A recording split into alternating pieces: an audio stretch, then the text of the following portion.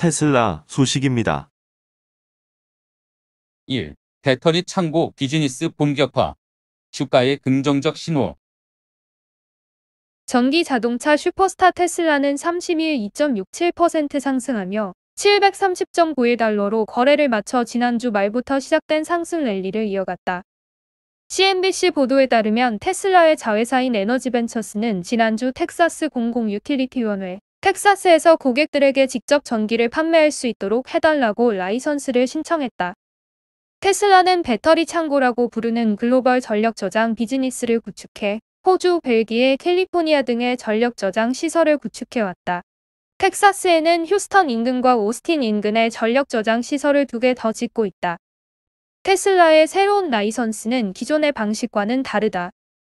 일반적으로는 타사가 생산한 전기를 저장해 두었다가 정전을 막기 위해 필요에 따라 전력망에 다시 공급하는 것이지만 테슬라의 비즈니스는 가정용 태양광 전지판 지붕을 판매하는 테슬라 사업부와 협력해 소비자에게 직접 전기를 생산 판매할 수 있는 권한을 부여한다.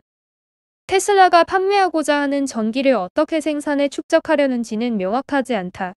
태양 전지판이나 풍력 발전 또는 오스틴의 기가 팩토리에서 열병합 발전을 통하는 방법 등이 예상된다. 가격이 저렴할 때 전기를 구입해 배터리 창고에 보관한 뒤 필요할 때마다 전력을 재판매할 계획일 수도 있다. 분명한 것은 테슬라가 새로운 시장으로 비즈니스를 확대하고 성장시키고 있다는 점이다.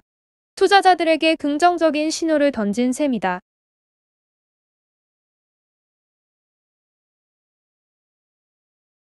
애플 소식입니다. 1. 애플 3천조 원. 글로벌 증시 역사 썼다. 애플 시가총액이 사상 처음 2조 5천억 달러를 넘어섰다. 30일 3.04% 오른 153.12달러의 거래를 마쳤다. 시가총액은 2조 5,310억 9,900만 달러다. 유가증권 시장 상장사 전체 시가총액의 삼성전자 시총을 한 번 더 더해도 애플에 못 미친다. 애플은 세계 시총 1위다. 이날 주가 상승 재료는 애플의 차기 프리미엄폰 아이폰 13에 위성통신 기능이 들어갈 것이라는 소식이었다. 적외도 위성에 연결이 가능하도록 해 장소에 구애받지 않고 통신 서비스를 받을 수 있도록 하는 내용이다. 위성통신은 현재 기존 통신망을 대체하기보다는 긴급 상황에서 이용자들을 돕는 데 쓰이고 있다.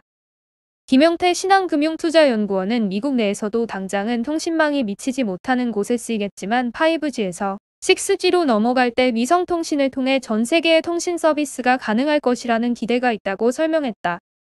하지만 단순히 위성통신 소식만으로는 애플의 주가를 설명하기 어렵다. 증권업계에 따르면 애플의 12개월 선행 주가 수익 비율은 27배로 밸류에이션의 역사적 범위를 벗어나 있다. 애플의 주가가 재평가받기 시작했다는 평가가 나온다. 그동안 애플 주가는 밸류에이션 재평가 과정을 거치며 상승했다. 2016년 애플의 12개월 선행 PER은 11배 수준이었다. 성장성이 높은 제조업체의 시장이 부여하는 수준이다. 2018년 PER은 16배 수준으로 올라섰다. 아이폰, 아이패드의 견고한 시장 점유율과 높은 고객 충성도, 서비스 부문 매출 증가가 재평가 재료가 됐다. 이후 지난해까지 애플 주가는 PER 16에서 20배 사이에서 움직였다. 이번 주가 재평가 흐름은 애플에 대한 투자자들의 또 다른 기대를 반영하고 있다. 지난 2분기 애플 서비스 부문의 매출 총이익률은 70%를 웃돌며 사상 최고치를 기록했다. 서비스 부문에는 애플 앱스토어, 애플 뮤직, 애플 TV 등이 포함되어 있다. 수익성이 높아지면서 올해 주당 순이익은 지난해보다 58% 많은 5.2달러를 기록할 전망이다. 수익성, 현금 창출 능력, 시장 지배력 등을 기반으로 높아진 기대치가 현 주가에 반영될 수 있다는 뜻이다. 여기에 수익 다변화에 대한 기대도 커졌다. 장화탁 DB금융투자 리서치센터장은 애플은 자사 제품의 호환성을 높여 타사 고객까지 끌어오고 있고 애플카드 수익 다변화를 구상하고 있다고 설명했다. 압도적인 시장 지배력 아래 정보기술 생태계를 장악하고 있어 플랫폼 밸류에이션을 반영한다는 게 장 센터장의 설명이다. 월가도 애플에 대해 긍정적 전망을 내놓고 있다. 40명의 월가 애널리스트 중 33명이 매수 의견을 내놨다. 7명은 보유, 1명만이 매도 의견이다. 이들의 목표 주가 평균은 166.56달러다. 최고 목표 주가는 190달러다. 아마존 소식입니다.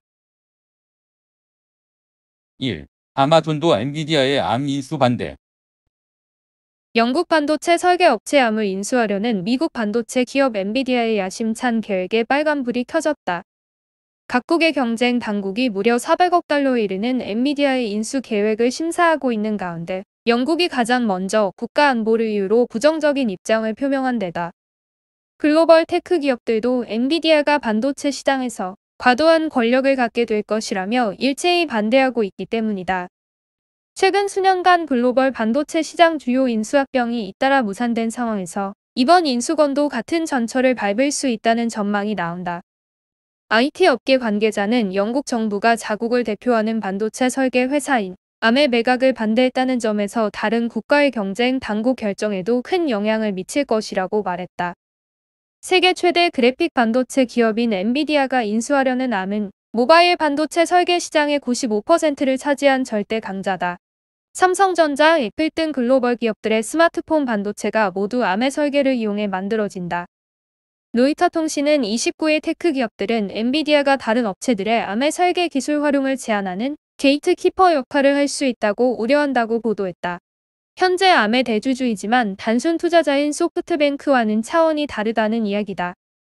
실제 그래픽 반도체에 이어 컴퓨터용 중앙 처리 장치, 모바일 반도체, 인공지능 반도체로 영역을 넓히고 있는 엔비디아가 암의 기술을 무기로 전 세계 테크 경쟁사들을 압박할 가능성이 높다. 일각에서는 엔비디아가 암을 인수한 뒤 외부의 설계 기술 제공을 중단하고 직접 모바일 반도체를 제작하거나 설계 기술 가격을 대폭 올릴 수 있다는 주장까지 나온다. 영국 텔레그래프도 같은 날 엔비디아의 암 인수를 심사하고 있는 미국 연방거래위원회가 수준의 결과를 발표할 예정이라며 삼성전자와 아마존, 일론 머스크가 FTC에 반대 의견을 표명했다고 보도했다. 앞서 구글, 퀄컴, 마이크로소프트도 FTC의 인수 불허를 촉구했다. 사실상 글로벌 테크 시장의 핵심 기업 모두가 이번 인수를 반대하고 있는 것이다. 영국 정부도 암이 넘어가는 것을 막으려 하고 있다. 영국 경쟁시장청은 지난 20일 엔비디아의 암 인수가 시장을 교란하고 경쟁을 저해할 수 있다며 심층 조사에 착수했다. 영국 정치권도 영국의 핵심 자산인 암이 미국으로 넘어가며 영국이 글로벌 기술 경쟁에서 완전히 밀려날 수 있다며 인수 불허를 촉구하고 있다. 암 인수를 위해 미국, 영국, 중국, 유럽연합 등 주요국 승인이 필요한 엔비디아 입장에서는 인수 자체가 무산될 수 있는 상황인 것이다.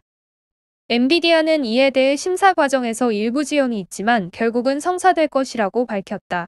하지만 소프트뱅크는 암 매각이 무산될 경우를 대비해 암의 기업 공개 방안도 검토하고 있는 것으로 알려졌다.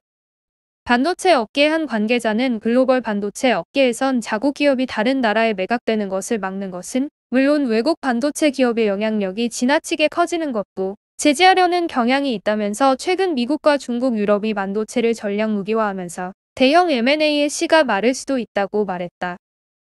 갈수록 높아지는 M&A 장벽은 국내 반도체 기업에도 영향을 미칠 전망이다.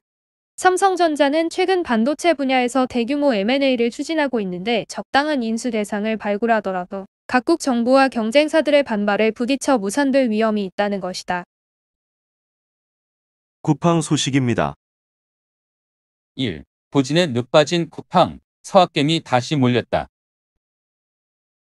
지난 3월 뉴욕 증시 상장 당시 뜨거운 관심을 모았던 쿠팡 주가가 연일 하락세다.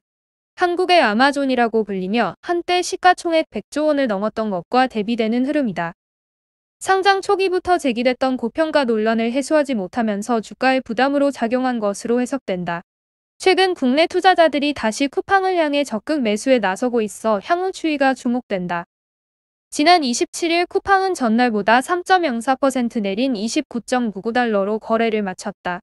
이는 상장 초기 종가 기준 고점 대비 40% 이상 하락한 것이다. 상장 이후 처음으로 30달러 선도 무너지면서 부진의 늪에서 벗어나지 못하고 있다. 지난 5일을 기준으로 해도 약 한 달 만에 25% 하락했다. 한때 100조 원을 넘었던 시가총액은 현재 60조 원 수준에 그친다. 당시만 해도 국내 증시에서 삼성전자를 제외한 모든 종목보다 앞섰지만 현재는 경쟁자로 꼽히는 네이버, 카카오에 모두 뒤진 상태다. 국내 투자자들은 이 시점을 기회로 여기고 적극 매수에 나서고 있다. 한국애탁결제원 증권정보 포털에 따르면 지난 16일 이후 약 2주간 쿠팡은 국내 투자자의 해외 주식 순매수 순위 5위에 올랐다. 국내 투자자들에게 잘 알려진 마이크로소프트, 화이자, 스타벅스 등을 모두 제쳤다. 알파벳, 아마존, 소파이 정도만 쿠팡을 앞질렀다. 최근 주가가 최대 40% 이상 하락하면서 밸류에이션 매력이 생겼다고 판단한 투자자가 늘어난 것으로 해석된다. 쿠팡은 지난 3월 상장 직후를 제외하고는 서학개미의 쇼핑 리스트에 좀처럼 오르지 못했다. 그동안 끊임없이 제기됐던 고평가 우려를 쉽게 해소하지 못한 탓이었다. 한국투자증권에 따르면 상장 첫날 주가 기준 쿠팡의 PSR은 3.5배 수준이었다. 아마존이 풀필먼트를 본격화하고 프라임 멤버십 서비스를 확장했던 2006에서 2007년 당시 평균 PSR이 2.1배였다는 점을 고려하면 다소 과했다는 분석이 대체적이었다. 또 지난 1에서 2분기 높은 매출 성장을 기록했지만 동시에 영업손실도 대폭 늘면서 실망감도 이어졌다. 특히 덕평물류센터 화재 사고에 따른 비용이 6천억 원 가까이 기록됐다. 김명주 한국투자증권연구원은 미국보다 작은 한국의 온라인 시장 규모와 높은 침투율 등을 고려했을 때 여전히 밸류에이션 부담이 있어 당분간 주가 회복이 부진할 것이라고 전망했다. 다만 이달 들어 월가에서 쿠팡이 저평가됐다는 리포트가 하나둘 등장하고 있다. 뱅크 오브 아메리카는 올 2분기 쿠팡의 활성 고객 수가 26% 증가, 1,700만 명에 달한다는 점에 주목하며 목표주가 $55를 제시했다. 골드만삭스 역시 목표 주가로 $61로 책정했다. 향후 쿠팡의 주가는 해외 진출 성과에 크게 영향을 받을 것으로 보인다. 특히 한국은 미국과 중국보다 온라인 시장 규모가 작고 침투율은 높기 때문에 안정적인 실적 확보를 위해 해외 진출이 필요하다는 의견이 나오고 있다.